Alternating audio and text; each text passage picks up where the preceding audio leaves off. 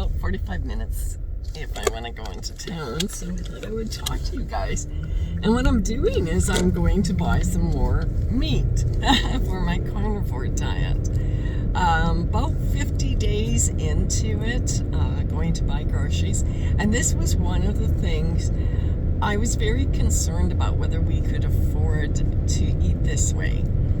Whether it was going to be, that's like the number one thing that everybody says to me when I talk to them about it. Well, I can afford that.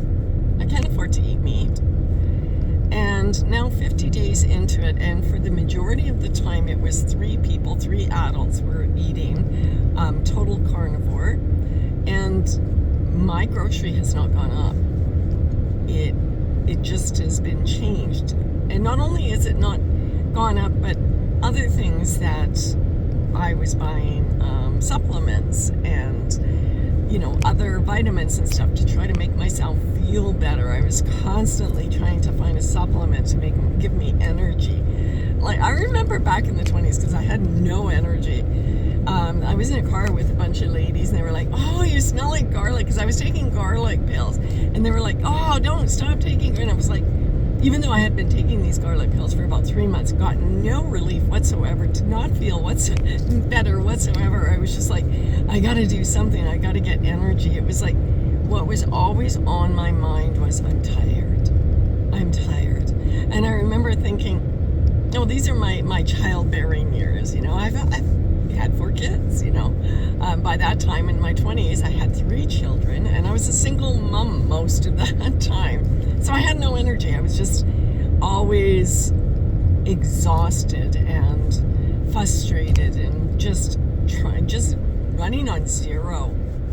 It gave me no energy, no patience.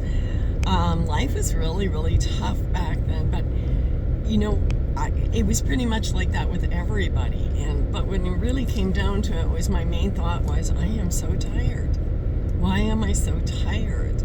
I could never get out of that complete mental fog and exhaustion that was going on. And here I am, 63 years old, in July, going to be 64. 50 days eating beef, pork, eggs, butter,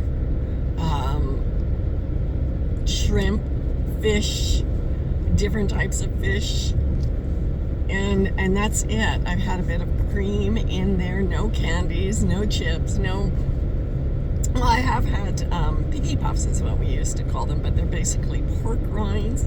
I've had that and used that. I'm actually going to buy liverwurst today because I love liverwurst, and I thought with the pork rinds, that'd be a great dip to be able to make that with the pork rinds. Because right now I've been using homemade mayonnaise with tuna, mixing it up in the pork rinds.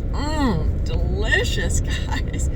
One thing I thought about, whenever I went, even when I was a vegetarian, I used to think, well, why bother going to a barbecue anymore? Because, the only reason why I wanted to go to these things was, the steak that they were going to make, or the chicken, or, honestly, if you're going to go to a big restaurant, it was like, oh, steak and lobster and shrimp, or, you don't think, oh, let's go to the Olive Garden and I'm just going to feast on every bit of their salad and their breads. Although I like that, it was about the other things. It was about the cheese and all of that, the animal protein that I wanted. And you don't even realize that that's what you want. I remember my kids, the best thing they ever wanted to have is if I was eating pork chops, they wanted one. Their hands would be grabbing. That's all they wanted was that pork chop. They wanted to suck on that pork chop. They wanted to suck the marrow out of that bone. I tried giving them pears and peaches and stuff, and their face would go all they're crazy. And you give them a pork chop that's mostly been eaten, and what do? They just they cry if you try to take it away from them. Children know what your body is craving, and the sad part is, I think it's 6 months before they even introduce, meat to a child, and that should be introduced right away. It should be introduced in the myself. I nursed all of my babies. My last one was almost 3 years old because she was born with colitis and was in the hospital after a short period of time with bleeding from her bum, and had to have a scope. And she was the youngest baby, they said on record. And during that period of time, I really had to restrict what I had to eat, and I had to eat while I nursed her, to trying to heal her stomach, her gut. And I was down to chicken, and animal protein was basically anything I could eat during. It's amazing how I never stuck with these things, because I felt my best during that time. But I was by them doing allergy tests on my infant to what I could, because if I had a soy product and I would nurse her, she would have bleeding diarrhea. If I had lettuce and I nursed her, she would have bleeding diarrhea. If I had steak, and that's all with salt and everything like that, she was fine. If I had chicken, she was fine. If I had egg, she was fine. If I just kept to those simple basic foods, she had no problem. So I basically ate like that for 3 years. Because I had to. My daughter was so sick, and my doctor recommended that I nursed her. So it did help. My daughter still suffers, but then again, after that point, I went back to, because I never liked meat. I never liked the taste of meat. I never really got used to it. I never saw it as being a point, and I thought, well, want to go back. And everybody was telling us at that time. My daughter was born in 94.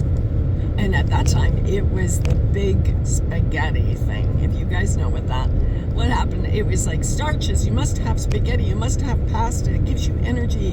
And so they were showing pictures or people, athletes, with a huge mountain of spaghetti, eating that right before a race. And everybody switched to that.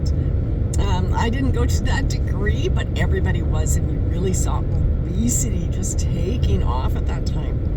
There were so many things, because I'm old enough. I've seen their commercials and how they've swayed us away from eating meat, or even a paleo diet where you're eating nuts and things like that are in season, like the berries in your local area, or the nuts in your local area.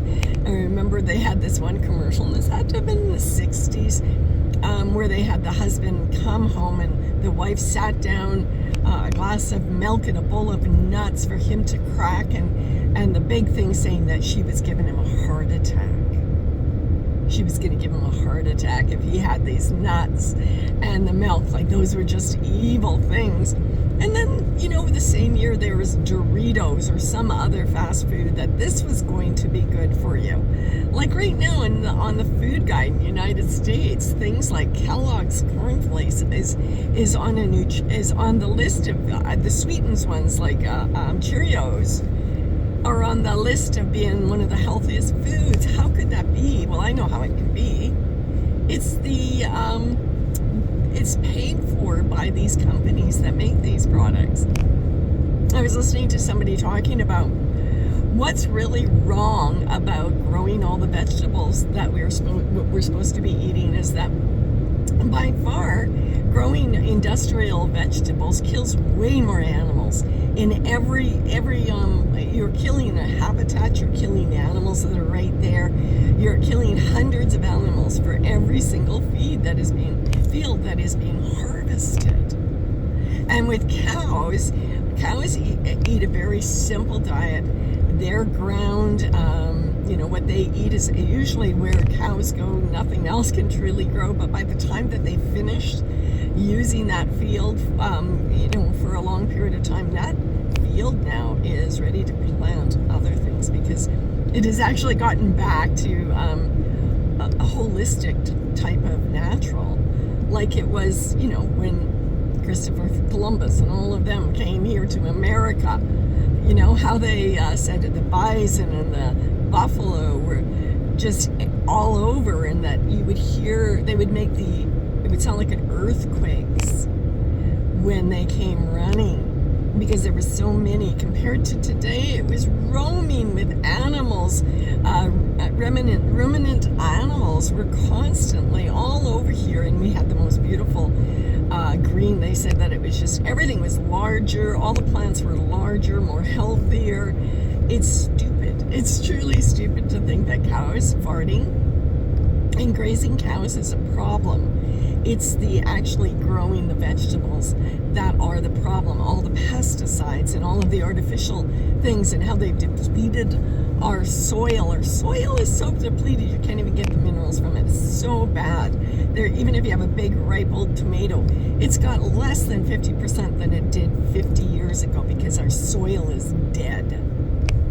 And the only way to actually stop a lot of that is to grow animals and allow them to naturally fertilize our ground. Like, it's silly. We've thought totally different. I remember when my daughter came home, she was about 13, and she said, yeah, did you know that cows farting is causing climate change? It's causing global warming? And I'm like, are you kidding me? Are you kidding me? How could that even be something that was being taught in school? It's like, stupid has got over. It's taken over the world. Stupid has taken over the world. And what I find now is, here I am, 63 years old, on this for 50 days. I feel 40. I think I'm starting to look better physically. I'm looking better. I was... Honestly, this is crazy.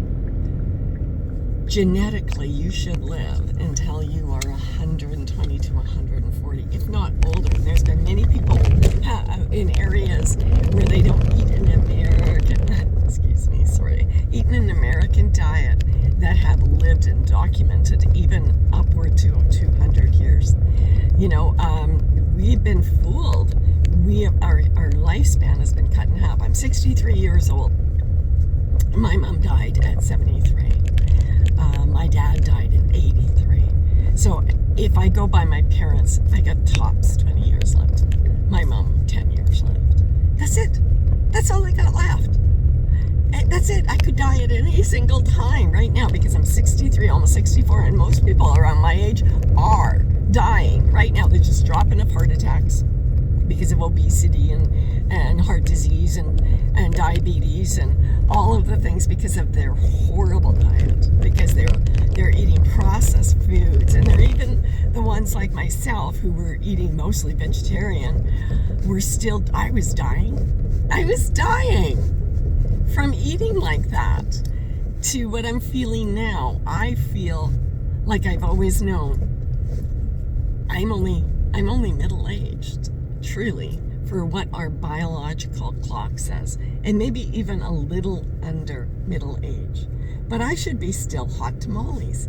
And you, who are in your 60s, whether you are a man or a woman, you should be hot tamales still. You should still be on the market.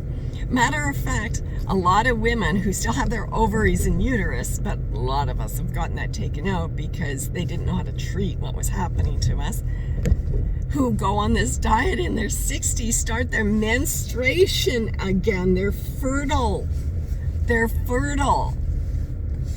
Not that I want to have another child. I've produced 4.